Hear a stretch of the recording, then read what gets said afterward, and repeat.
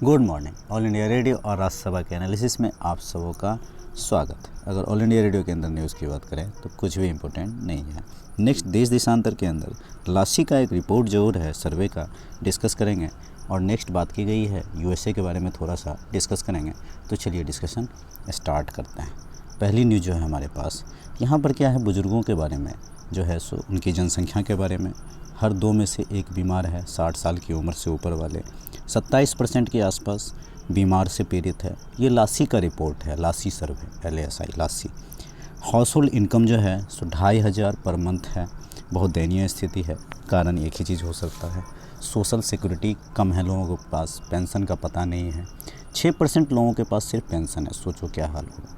हाँ, एक चीज़ और है, इलेक्ट्रिसिटी या वाटर फैसिलिटी 90% इम्प्रूव जो और हुआ है।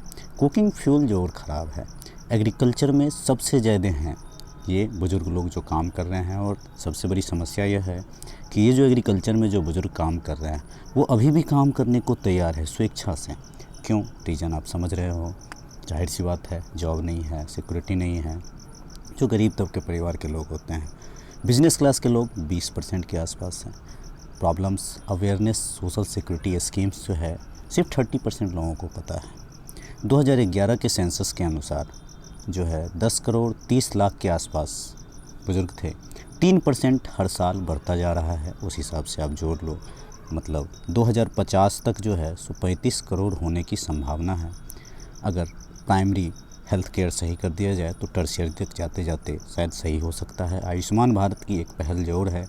National programme for health and elderly जोड़ चलाया जा रहा है और हेल्थ इंश्योरेंस को बढ़ाने की ज़रूरत है। 75 साल से जो ऊपर के लोग हैं 340% की लोगों की वृद्धि हो सकती है 2050 तक। ये बहुत चिंतनीय विषय है। इकोनॉमिक वल्नरेबिलिटी बहुत ज़्यादा है। चाइल्ड डिजीज़ से ज़्यादा बुज़ुर्गों को डिजीज़ हो रही है। पेंशन कम है, इसको बढ़ाया जाए सजेशंस में। 90% घर में इलाज, जो बुज़ुर्ग होते हैं 90% के इलाज घर में ही होता है, लेकिन 10% बाहर जाते हैं जो डॉक्टर्स वगैरह के पास। ये सर्वे ऐसा कह रहा है। इन्फेक्शियस डिजीज़ भी कुछ ज़्यादा दिख रहा है। न्यूट्रिशन लेवल भी कम है। अगर बुज़ुर्गों में न्यूट्रिशन लेवल कम होगा तो जाहिर सी बात है तो दिक्कत होगी। ये सारी बातें इस आर्टिकल के अंदर कही जाती हैं। चलते हैं नेक्स्ट आर्टिकल पे। देखो यहाँ पर क्या है कि केवल अमेरिका के लोकतंत्र के लिए नहीं बल्कि दुनिया के सारे लोकतंत्र देश के लिए ऐसे वगैरह में आप इसको यूज़ कर सकते हो। हालांकि आपको पता होगा आज ऐसे का पेपर हुआ था, आप एक बार ज़रूर नज़र घुमा के देखना। बहुत बुरा उदाहरण था जिस पर दुनिया भर के कई नेताओं के साथ प्रधानमंत्री नरेंद्र मोदी ने भी चिंता जताई है। आज के परिप्रेक्ष्य में मूलभूत सवाल प्रासंगिक हो चला है। लोकतंत्र में हार क्या है? लोगों के फैसले की शालीनता के साथ स्वीकार करना, लेकिन अपने सिद्धांतों पर अडिग रहना, या सत्ता पर काबिज करने के लिए जनता के फैसले अनदेखा करना। मैं एक बात बताऊं, जो द बिग पिक्चर का जो आर्टिकल है ना, जो आता है उसका हिंदी रूपांतरण में एकदम सेम चीज़ आप कह सकते हो। हिंदी वालों के लिए जो है सो आता है आज की चर्चा करके। तो आप अगर यहाँ से तो मुझे कोई नहीं देखता ही नहीं है, सुनता ही नहीं है, तो आप वहाँ से भी डायरेक्ट उसको सुन सकते हो। तो द बिग पिक्चर का इंग्लिश वाला आर्टिकल हिंदी माध्यम के लिए आप इजीली उसको कवर कर सकते हो। एक अच्छा राज्यसभा का इनिशिएटिव है, तो वहीं से मैं ऐसे कवर करता हूँ आजकल। हालांकि मैं दोनों देखता हूँ क्योंकि कुछ पॉइंट्स क्लैश हो जाते हैं, वहाँ पे कुछ मिलते हैं, कुछ यहाँ मिलते हैं।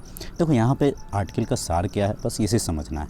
जैसे हमारे यहाँ लुटियन हिल है, मतलब पार्लियामेंट के आसपास की जगह को इस तरह से कहा जाता है, उसी तरह यूएसए में कैपिटल हिल बोला जाता है उस इलाके को जहाँ पर पार्लियामेंट वगैरह हैं यूएसए के।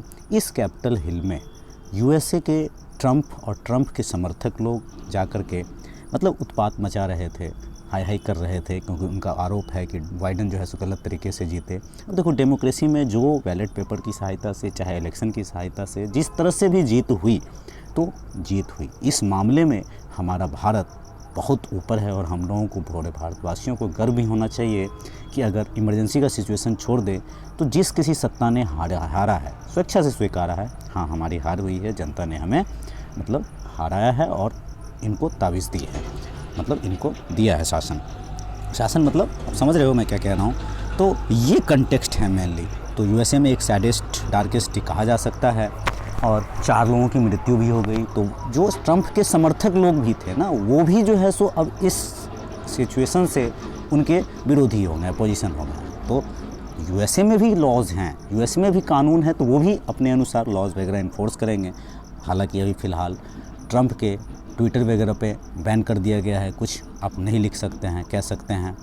तो इस तरह से आप इसको ऐसे समझो, एथिकल वे में, डेमोक्रेसी के वे में, जब कभी कोई एग्ज़ाम्पल देना हो किसी, या तो क्या बोलते हैं एथिक्स के अंदर या फिर क्या एसे के अंदर, दोनों में यूज हो सकता है, तो पॉलिटी में भी यूज हो सकता है। तो आज के डिस्कशन में इतना ही था। Thank you.